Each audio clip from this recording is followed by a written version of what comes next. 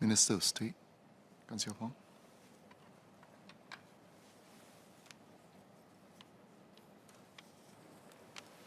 Mr. Speaker, let me begin by thanking members for their views and support for the SkillsFuture Singapore Agency Amendment Bill and the Skills Development Levy Amendment Bill. The various points raised reflect our common interest in strengthening the SkillsFuture movement and equipping Singaporeans with the skills to seize the opportunities ahead. I'd also like to thank the members for their various suggestions on matters such as tapping more on private training providers and companies for upskilling, accreditation of adult educators, types of training to support, and so on. We will continually review our policies and take members' suggestions into consideration. I will not be addressing them today as they are not directly related to the bills. I invite members who would like to have a full reply on these issues to file parliamentary questions so that we can address them properly. Let me now turn to the comments related to the two bills, which cover broadly three areas. First, why there is a need for these amendments. Second, how the amendments will be operationalized, including how the offense and enforcement provisions will work in practice. Third, whether the penalties and powers of SSG are appropriately calibrated and whether there are adequate safeguards against abuse. I will address each of these in turn.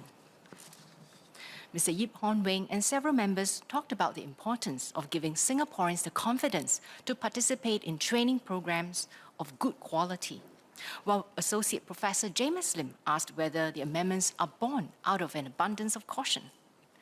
Over the years, the SkillsFuture movement has been growing steadily in strength. In 2021, about 660,000 individuals and 24,000 enterprises participated in and benefited from SSG-supported programs. Companies have also leaned forward to drive skills development, with 25 SkillsFuture Queen Bees companies partnering SSG to uplift skills in their respective sectors. There are now close to 1,000 training providers, providing about 25,000 courses supported by SSG. We are continuously strengthening the quality of the continuing education and training ecosystem in Singapore. The amendments that we are making today will equip SSG with the necessary powers to take action against errant parties who mislead others or abuse SSG's funding system. I would characterize them as part of our ongoing efforts to enhance our system, which has grown steadily. Faced with a wide array of training programs, Ms. Denise Phua, Mr. Yip Hon Wing, Mr. Don Wee, and Mr. Melvin Yong have asked about how the public can verify the authenticity of programs and provide feedback to raise the quality of the courses. The list of SSG-supported courses can be found on the My SkillsFuture portal and can serve as a reference for members of the public. Feedback on SSG-funded courses are also taken seriously. Trainees who have undergone training programs are invited to submit their post-course feedback via the Training Quality and Outcome Measurement, or TRACOM survey. The results go towards SSG evaluation of programs. The trainees' feedback will also reflect as ratings on the course listing within the portal. Through this effort, we enable learners, companies, and bona fide training providers to have greater confidence to participate fully in the SkillsFuture movement. While SSG uses a range of tools to identify advertisements that could be false or misleading, members of the public may contact SSG directly as well if they have doubts about the claims made about SSG-funded programs. I urge learners to take ownership of their learning journey, make good use of the available channels to give feedback to SSG on their learning, and also point out suspect practices so that collectively we can strengthen the CET ecosystem. Mr. Yip Hon Wing and Mr. Shahril Taha asked whether the amendments we are making today will address the underpayment of the skills development levy owed to SSG. To clarify, this set of amendments seeks to strengthen SSG's legislative levers and enforcement powers against abuses of SSG's funding system. As for recovering underpayment of skills development levy, which I had previously touched on in Parliament, SSG has contacted all affected employers to reconcile the variances and is in the process of recovering the underpayments. It has also reviewed its processes to resolve future payment issues in a more scalable and timely manner. Mr. Shahriar Taha also asked about the overpayment of grants. SSG's plans to streamline its business rules and use more data at source verifications and systems-enabled checks to avoid future lapses are progressively being implemented. Allow me to now turn to questions about how the amendments, such as the offence provisions, will be operationalized. Mr. Patrick Tay asked whether taking legal action can be the last resort. SSG appreciates that there are administrative errors and missed deadlines that can occur from time to time. These are not regarded as offences, but areas of improvement to be worked on. Mr. Yip Hon Wing asked about the outcome of the 93 training providers that SSG had taken action against in 2021. Actually, the majority of these cases were related to breaches of SSG's funding terms and conditions, such as failing to submit the required annual returns to SSG. Since these were mostly administrative lapses, most of the 93 training providers were suspended from SSG funding for 6 months without further repercussions. In cases such as the publication or distribution of misleading advertisements, opportunity will be given for the errant party to take corrective action. For example, to take down or correct the advertisement. However, if the facts of the case constitute an offence, or if there are recalcitrant persons who refuse to comply with SSG's directions, SSG will have to refer the case to AGC to determine the next course of action. Ms. Denise Phua asked who would be held liable for offences.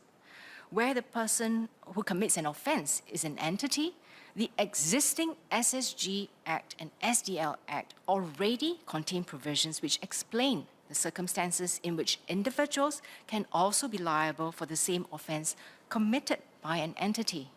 For example, under Section 61 of the SSG Act, a director or manager of the company who conspired with others to effect the commission of the offence may also be guilty of the same offence as the company. Ms. Denise Phua asked whether the onus to ensure accuracy is on the advertising agency or the training provider. The training provider may be held liable if the court ascertains that the training provider had known or ought to reasonably have known that the advertisement is false or misleading, or has been reckless as to whether the advertisement is false or misleading. Mr. Mark Che asked whether the definition of advertisements can include what is communicated to potential learners at roadshows. The provision covers advertising materials that are distributed at roadshows. Mr. Yip Hon Wing asked about the presumption of intention. As I mentioned in opening speech, there are 3 elements to the offence of entering into or facilitating an abusive funding arrangement. First, the offenders must have entered into or facilitated an abusive funding arrangement.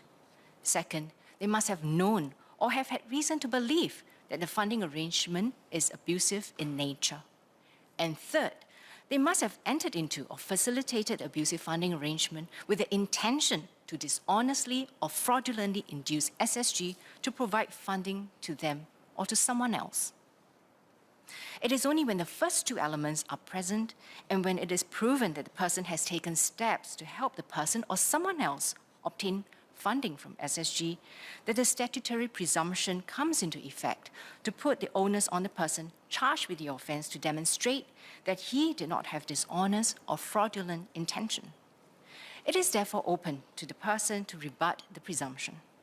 The court will consider all the evidence in deciding whether there is intent and whether all the other elements of the offence are present. I will also add that a statutory presumption is not novel and is also found in other similar offences, such as the offence of promoting abusive funding arrangements through the Productivity and Innovation Credit Scheme. Several members highlighted the need to clearly communicate the changes to training providers. I agree. SSG has existing channels of communication with training providers, including circulars, engagements, and feedback channels. SSG intends to have dedicated sessions to explain to training providers the intent and substance of the amendments and engage them on any clarification that they might have. We will do our best to communicate these changes, but the onus rests on the training providers to ensure that they, their partners, and their staff adhere to the law. Mr. Patrick Tay asked how long it would take for SSG to complete investigations for possible offences.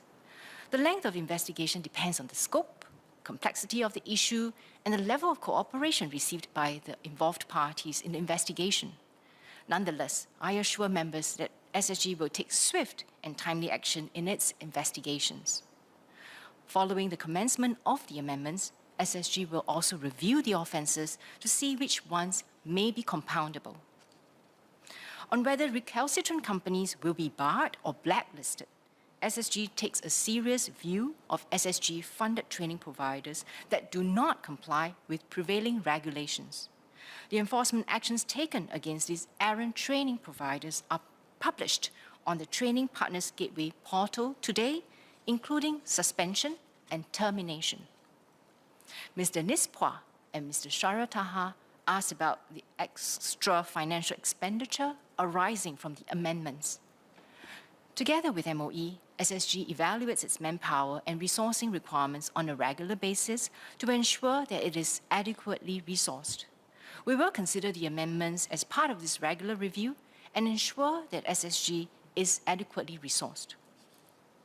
Associate Professor James Lim said that amendments seem to allow for the wrongly obtained funds recovered by SSG to be channeled towards funding its operational costs, and that this could create potentially perverse incentives for overzealous regulation and possible abuse. Now, let me clarify that any recovered funds would not be channeled towards SSG's operating costs. They would be paid back to the funds they were drawn from so that they can be used for the intended purpose, which is to support upskilling efforts. Mr. Donwy asked whether SSG would obtain feedback from participants on learning outcomes during investigations. As I mentioned earlier, SSG collects feedback on learning outcomes comprehensively and also regularly from trainees via post-training surveys immediately after the course is completed and 6 months after course completion. Such feedback is to monitor quality and guide the CET sector on how we can improve. The survey is not done in conjunction with investigations, and the questions are not designed with the intent of aiding investigations into abuse of SSG's funding. However, I will not preclude investigators using such feedback or indeed any other available data if they are relevant to the cases. Let me now address the queries regarding penalties, powers, and safeguards. Mr. Mark Che and several members asked about SSG-appointed inspectors, including whether their powers are appropriate, whether there are safeguards to prevent abuse of power, and whether the inspectors have the necessary capabilities to carry out their work.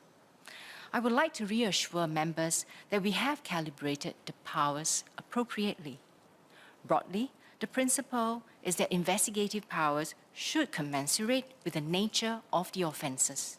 The enhanced investigative powers in the SSG Act are similar to those that SSG currently has and exercises to investigate offences under the Private Education Act. There is a robust process to appoint only a selected group of SSG officers as inspectors to exercise powers to investigate offences, and their tenure will be subject to regular review.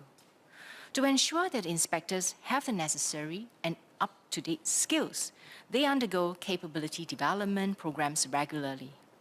SSG officers are trained to leverage technologies and use tools such as data analytics to spot anomalous patterns in support of the enforcement work. SSG also participates in a regular interagency forum where public agencies such as the police share their best practices and experiences. Now, even the inspectors need upscaling. The legislative amendments include safeguards against abuse of these powers. For instance, an inspector must produce the identification card issued by SSG before they can exercise powers under the Act. In addition, powers to require the attendance of a person by written order can only be exercised if the inspector has information that the person appears to be acquainted with the case. Inspectors who abuse their powers will be subject to disciplinary action. The differentiation of roles between authorized persons and inspectors, which Mr. Yip Hon Wing asked about, is another safeguard to prevent abuse of power. The role of authorized persons is to verify information provided by persons who apply for funding from SSG and whether the funds obtained have been properly applied. On the other hand, inspectors require stronger powers as their role is to investigate offences. Because their roles are different, we have differentiated the powers that they can exercise. Ms. Denise Phua asked whether inspectors can access information stored in the cloud. For the purpose of investigating an offence under the SSG Act, inspectors have the powers to require any person to provide or grant access without charge to electronic documents. Mr. Sean Huang and Ms. Denise Phua asked about how penalties are ascertained and whether they are commensurate with the offences. The penalties will be decided by the court within the limits stipulated in the bill. As for how the limits are determined, we have referenced the penalties for offences in other acts to ensure that the penalties in the bill are appropriate and proportionate. Finally, Dr. Wan Rizal raised the suggestion of having an independent body to review and approve enforcement actions. To be clear, it is the court that determines whether to convict a person of the offence and the penalties to be imposed on a convicted person. As for other enforcement actions that SSG can take, such as taking down a false advertisement, we assess that it is not necessary to have an independent body. Over the years, we have taken concrete steps to enhance the relevance and quality of adult training and education in Singapore. Confidence and trust in the training ecosystem have grown, with more individuals participating in upskilling and more companies, trade associations, sector agencies, and unions leaning forward to partner SSG to drive skills development in Singapore. We must and will continue on this path to strengthen our lifelong learning system, involve industry more closely, and encourage innovation and quality in our training. As the government continues to ramp up our investments in SkillsFuture and prepare for the future economy, it is important for us to strengthen SSG's legislative powers so as to deter errant behaviour as well as to preserve public confidence and trust in the training system. The two bills will help enable us to do so in three main ways. First, by allowing SSG to take legal action against errant parties and achieve a stronger deterrence effect. Second, by protecting learners from being misled into causes through false and misleading advertisement. Third, by enabling the timely and proper restitution of public funds, which ensures that investments from all our stakeholders, be it the government, individual learners, or the employers, can be put to good use. My final point is that building a strong continuing education and training ecosystem is a shared responsibility with learners, enterprises, training providers, and the government. I would like to thank the team in SSG for its perseverance and hard work. Through partnerships with the stakeholders, I'm confident that we can collectively strengthen the SkillsFuture movement and enable more Singaporeans to acquire the skills that they need to seize the opportunities ahead. With this, Mr. Speaker, I hope that I have addressed members' questions and suggestions, and with your permission, I beg to move. Are there any clarifications? Question is that the bill be now read a second time. As many as of the opinion say aye. To the contrary, say no. I think the ayes have it. The ayes have it. SkillsFuture Singapore Agency Amendment Bill. Committee stage, what day? Now, sir, I beg to move that Parliament will immediately resolve itself into a committee on the bill. The question is that Parliament will immediately resolve itself into a committee on the bill. As many as of that opinion say aye. To the contrary, say no. I think the ayes have it. The ayes have it.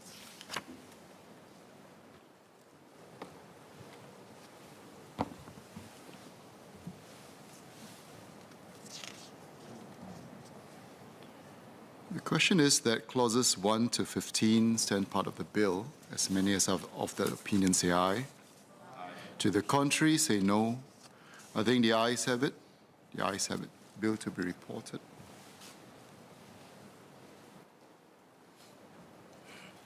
Minister for Education.